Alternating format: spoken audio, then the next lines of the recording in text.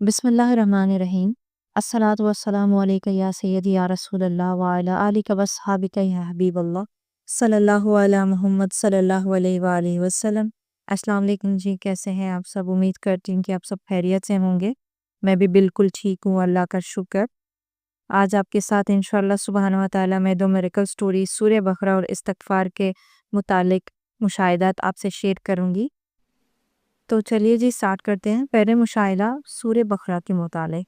ये बहन कहती हैं कि मुझे हर तरफ से तंगी महसूस हो रहा था, तो मैंने डिसाइड किया कि मैं रोज़ाना सूरह बकरा का तिलावत करना शुरू करूँगी। और बस फिर मेरे साथ जो हुआ वो एक हैरत अंगेज़ था। मुझे एक ऐसी जॉब मिली जो पहले से डबल सैलरी वाली थी। सिर्फ पैसा ही नहीं, सुकून भी मिला।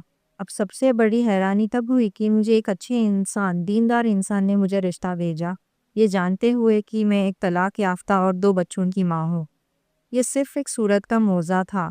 अल्लाह जब चाहते हैं तो नामुमकिन भी मुमकिन बना देते हैं। बेशक बहन। दूसरा मिरेकल स्टोरी इस्तिग़फ़ार का मौज़ा है।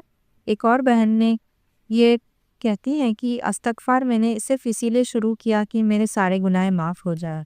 फ़ायदे का नहीं सोचा था, बस अल्लाह की रज़ा चाहती थी। तीसरे दिन मुझे तेज़ बुखार हो गया। पहले निशानी ये थी कि गुनाह साफ़ हो रहे हैं इस्तिग़फ़ार के बरकत से।